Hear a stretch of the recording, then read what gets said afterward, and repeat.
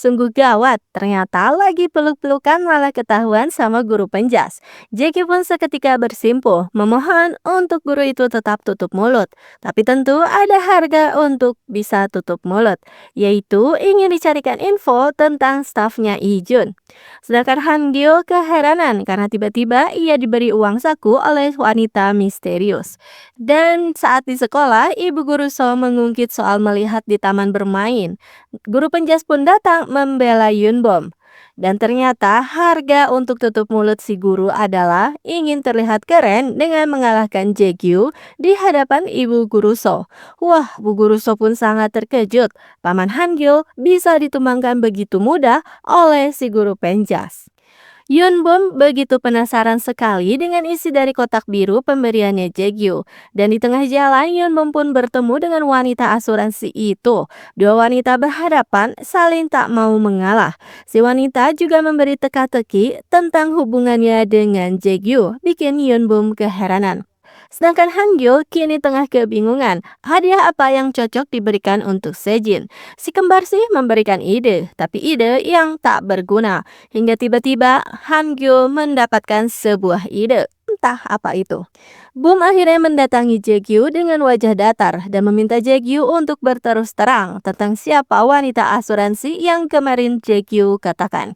Dan akhirnya beginilah cerita aslinya. Wanita itu adalah kakaknya Hangul yang tengah kabur dari rumah. Tiba-tiba ia kembali ke rumah dengan membawa seorang bayi laki-laki, yaitu Hangul.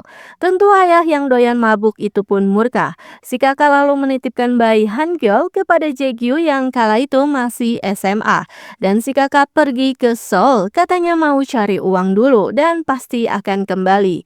Namun ternyata si kakak tak kunjung datang. Jadi kini bagi Jaegyu, wanita itu sudah tiada. Jadi biarlah Hangul beranggapan orang tuanya telah tiada. Namun setelah diceritakan seperti itu, ternyata Bom punya pendapat yang berbeda.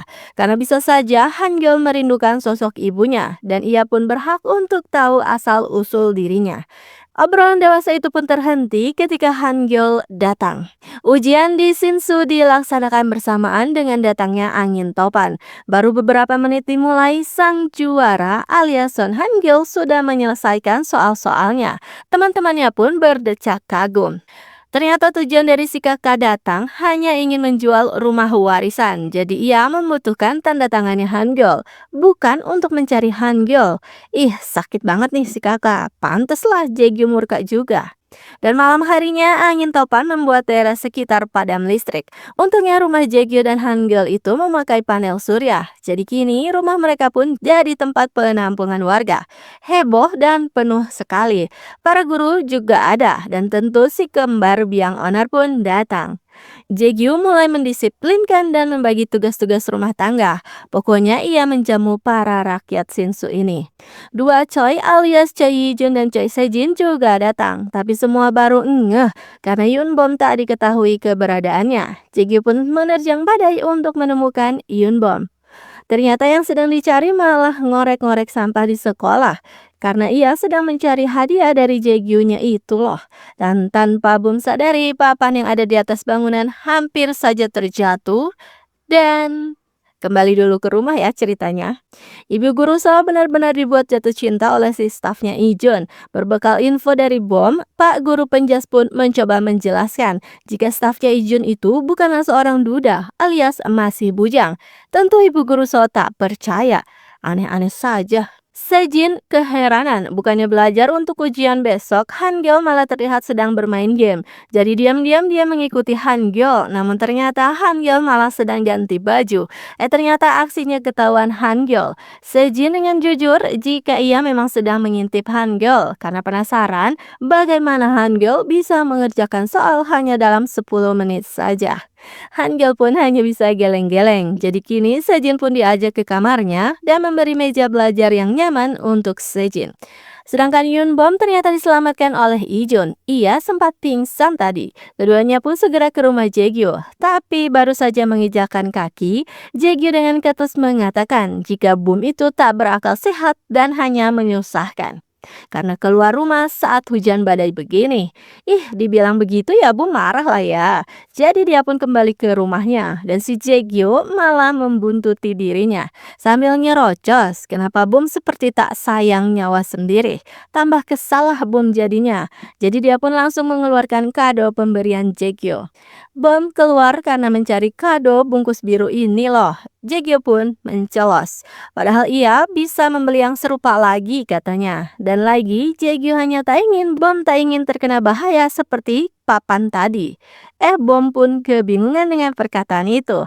Ternyata yang terjadi sebenarnya adalah Sun Jae-gyu juga Choi Yi-jun mencari keberadaan Bom dan keduanya melihat papan itu hampir saja mengenai Bom.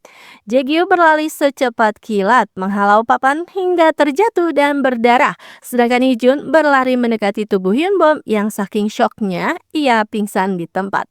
Setelah tahu keberadaannya, Hyun Bom dan Jae-gyu pun akhirnya baikan lagi. Jae-gyu lalu curhat betapa marah dirinya ketika melihat Hyun Bom hampir terluka. Dan tiba-tiba Hyun Bom heran sendiri karena si lelaki perkasa terlihat menangis. Tapi si perkasa mah nggak ngeh karena pria sejati itu tidak menangis cenah. Air mata terus mengalir dan Jaegyu bingung sendiri bagaimana cara menghentikannya. Bum pun memberikan beberapa tips, tapi tetap tak berhasil. Hingga tiba-tiba mengkisi Jaegyu dan ternyata berhasil. Air mata Jaegyu berhenti, tapi ternyata lagi Jaegyu malah ketagihan dan mengkisi Yunbom lebih dalam. Wah, sungguh gawat. Di rumah Hangul menemukan kertas pembagian warisan dan melihat nama ibu yang ia ketahui telah tiada ada di situ. Ia pun segera mencari pamannya. Ternyata paman ada di luar rumah sedang membahas Hangul juga. Dan begitu melihat paman dengan wajah yang serius, Hangul bertanya, apakah ibunya masih hidup? Dan episode 8 pun berakhir dengan keterkejutan Jaegyu mendengar pertanyaan keponakan tercintanya itu.